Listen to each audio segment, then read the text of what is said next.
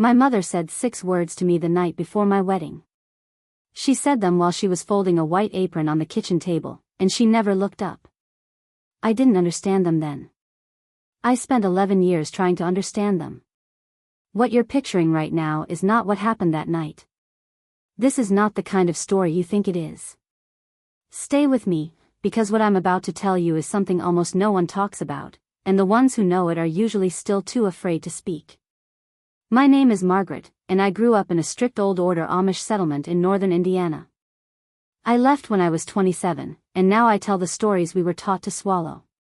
If you grew up in a world where silence was called obedience, tell me in the comments. I read every single one.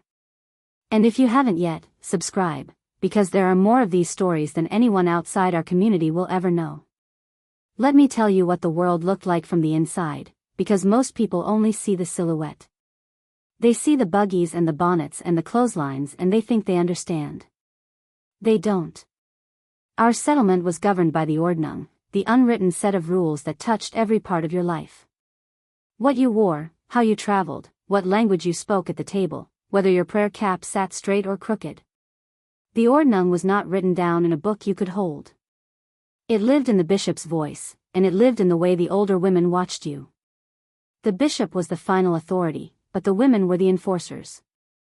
They carried the rules in their hands, and they passed them down like recipes, measuring out obedience until you couldn't tell the difference between what you believed and what you were afraid to question. In our community, a woman's path was narrow and it was laid out before she could walk it. You were baptized around 18, sometimes younger, and then you were ready for marriage. Marriage was not presented as a choice. It was presented as the natural next breath. You married, you had children, you kept the house, you submitted to your husband, and you submitted quietly. The word they used was yielding. It sounded gentle. It was not. It meant that your husband's word was the last word in every matter that touched the household, and that your resistance, even silent resistance, could be reported to the church. Refusal was sin. Hesitation was sin with better manners. And then there were the things that nobody wrote down at all. The things that lived in the space between the rules, in the silences at women's gatherings, in the way an older woman would touch your arm and say something that sounded like advice but was really a warning. Those were the real rules. The ones you only learned after you had already broken them. I was 21 when Ezra began coming to our house on Sunday nights. Courtship in our community happened in the dark, sometimes literally. He would arrive after the family was asleep, and we would talk in the kitchen or on the porch, always within the bounds of what was allowed, always under the understanding that if he chose me and I accepted, the church would marry us and there would be no going back. I liked him at first. He was quiet and serious and he had hands that looked like they knew how to hold things carefully. I thought that meant something. I thought careful hands meant a careful heart. It was during our 3rd month of courtship that he made his first demand. We were sitting at the kitchen table, and I had just told him that my older sister Hannah had left the community 2 years before and was living in Goshen with an Englishman. I said it plainly, the way you say something you've already made peace with, or at least something you've already buried. Ezra went quiet. He looked at his hands. Then he said that if we were to be married, I could not have contact with Hannah. Not letters, not visits, not messages passed through the English neighbor who checked our mail. Nothing. He said it was the bishop's concern, that a family member living in sin was a spiritual danger, and that a wife's loyalty to the church had to be visible and complete. He said he needed to know I was clean in this matter before he could go to the bishop and ask for a wedding date. I sat with that for a long time. The kerosene lamp on the table was turned low, and the light moved across his face, and I remember thinking that his expression did not look cruel. It looked patient. That frightened me more than anger would have. Anger you can understand. Patience, when it is waiting for you to fold, is something else. I said yes. I told myself it was temporary. I told myself that once we were married, once he saw that I was faithful, he would soften. I told myself all the things a woman tells herself when she is choosing between 2 kinds of loss. I stopped writing to Hannah. I asked the English neighbor to stop forwarding her letters. I did not cry where anyone could see me, because crying without a clear reason was a kind of instability, and instability in a woman was something the community noticed and remembered. We were married that November. The wedding was in my uncle's barn, and it was cold enough that you could see your breath during the singing. I wore a blue dress, because blue was what our community used for weddings, and my mother pinned my prayer cap so tight that my temples ached for the rest of the day. There was a meal afterward, and the women served and the men ate first, and I remember standing behind the kitchen counter with a bowl of bread in my hands and thinking, this is the last day I am allowed to be full. For 3 years, I was a good wife by every measure the community recognized. I kept the house. I cooked. I had 2 children. I did not raise my voice. I did not question Ezra's decisions about the farm, the money, the church offerings, the visits we made and the ones we didn't. When he told me we would not attend my cousin's wedding because the cousin had married outside the ordnung, I did not argue. When he said I could not take the buggy to visit a friend in a neighboring district without his permission, I did not argue. I was shrinking, but I did not have a word for it yet. In our world, shrinking was called becoming a good wife. But Hannah was still out there. And I missed her the way you miss a limb that has been removed. Not the surface pain, but the phantom ache, the feeling of reaching for something and finding only air. I started writing to her again in the 4th year. I was careful. I used the English neighbor's mailbox and paid her in jars of apple butter to say nothing. I wrote short letters about the children, about the weather, about the garden. I did not write about my marriage. I did not have the language for what was happening inside it. I just wanted my sister to know I was still alive in some part of myself that had not been given away.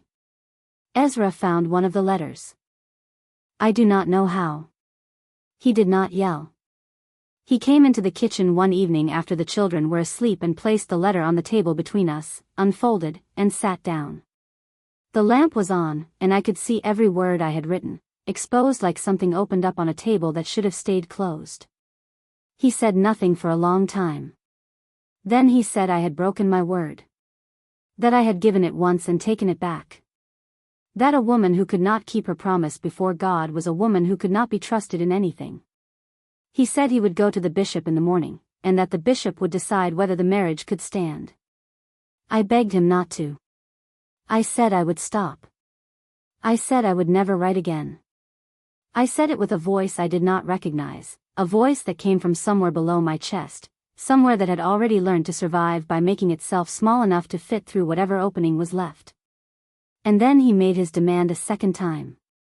He said he would not go to the bishop if I agreed, in front of him, that night, to never contact Hannah again. Not just until things settled, but forever. And he said I would also agree to tell Hannah myself, in a letter he would read before it was sent, that I was choosing my family and my church, and that she should not try to reach me anymore. I wrote the letter. He read it. He corrected one sentence, and I rewrote it. I sent it. That was the night my mother came over. Ezra had called her, or she had heard somehow, because news in our community moves through walls like smoke. She came into the kitchen and sat across from me at the table, and she took the white apron folded on the edge, the one I had been mending, and she folded it again, tighter, pressing the creases with her palm. And she said 6 words without looking up. She said, "You already said yes once, Margaret." That was it. No comfort. No anger on my behalf. No questioning of what Ezra had demanded or how he had demanded it. Just the reminder that I had already given my word, and that in our world, a woman's word, once given, was a chain she could not unlock. My mother was not a cruel woman. I need you to understand that. She was a woman who had been shaped by the same system, who had survived by learning that the walls were not going to move, and that the best you could do was teach your daughter to fit inside them without bleeding. She thought she was saving me. She thought that compliance was the same as safety. The years after that were quieter, which is another way of saying emptier. I did not write to Hannah again. I did not see her.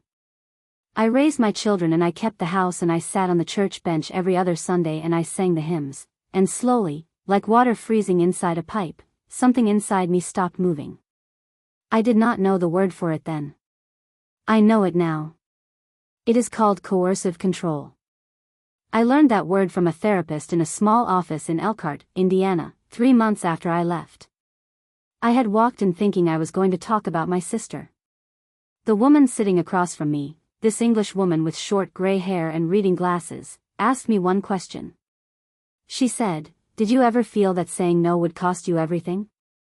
And I said yes, and then I could not speak for several minutes, because nobody had ever asked me that, and the fact that someone even knew to ask it told me that what had happened to me had a name, and that it was not just the way things were. Here is what I understand now that I could not understand then. The demand was never about Hannah. It was never about loyalty to the church or spiritual cleanliness or protecting the household. The demand was a test. It was a test designed to find the place where I would bend the furthest, and then to bend me 1 degree more, until the shape I was in became permanent. And the system allowed it. The system built the road that made it possible. The bishop would have backed Ezra. The church would have backed the bishop. The women would have backed the church. And my mother would have backed the women, because she had been backed into her own corner so many times that she had forgotten there was any other direction to face.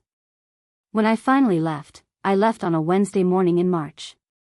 I packed 2 bags, one for me and one for the youngest, and I called Hannah from the English neighbor's phone, and she came in her car, and I did not look back at the house. I did not look back not because I was strong, but because I knew that if I looked, I would see the kitchen window, and the lamp on the table, and I would remember every night that lamp had burned while I agreed to things that were eating me from the inside. I have been out for 4 years now. I have a job at a bakery in town. My children are adjusting, slowly, the way plants adjust when you move them to different soil. Hannah and I see each other every week. I still flinch sometimes when a man raises his voice in a store. I still have to remind myself that I am allowed to say no, that no does not need a reason or permission, that no is not a sin or a failure, that no is just a word that belongs to me. If you are watching this and you are still inside, or if you are outside but still carrying the shape they pressed you into, hear this. The rules that were never written down are the ones that held you the tightest, and they were never written down because they could not survive the light.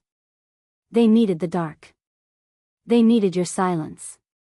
They needed you to believe that your obedience was holy and your resistance was a disease. The night before my wedding, my mother folded a white apron on the kitchen table and told me I had already said yes once. She meant it as the end of the conversation. I have spent years unlearning that sentence. And now, every morning, I tie my own apron in my own kitchen, and there is no one standing behind me, and the silence is not holy. It is just quiet. And the quiet is mine.